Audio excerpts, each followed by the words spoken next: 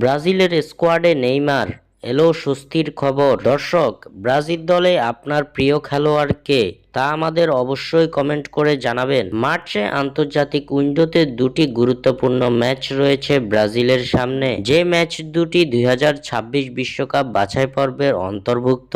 মার্চে অনুষ্ঠিত হতে যাওয়া সেলেসাওদের এই দুই ম্যাচের প্রতিপক্ষ কলম্বিয়া ও আর্জেন্টিনা। আগামী 21 মার্চ কলম্বিয়ার বিপক্ষে ও আগামী 26 মার্চ চিরপ্রতিদ্বন্দ্বী আর্জেন্টিনার বিপক্ষে মাঠে নামবে সেলেসাওরা।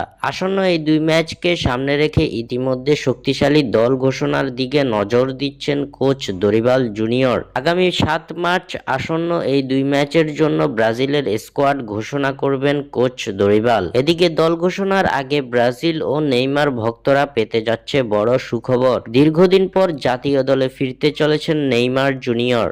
সৌদি ক্লাব আল হিলাল ছেড়ে ইতিমধ্যে নিজের শৈশবের ক্লাব সান্তোস এফসিতে যোগ দিয়েছেন ব্রাজিলিয়ান সুপারস্টার। সান্তোসের জার্সি গায়ে ইতিমধ্যে নিজের ধারাবাহিকতা ফিরিয়ে আনার চেষ্টা চালাচ্ছেন নেইমার। জানা গেছে সেলেসাওদের আসন্ন এই দুই ম্যাচের স্কোয়াডের চূড়ান্ত তালিকায় রয়েছেন নেইমার জুনিয়র। কলম্বিয়া ও আর্জেন্টিনার ম্যাচ দিয়ে জাতীয় দলে ফিরতে চলেছেন ব্রাজিলিয়ান প্রিন্স নেইমার, এমনটাই জানা গেছে।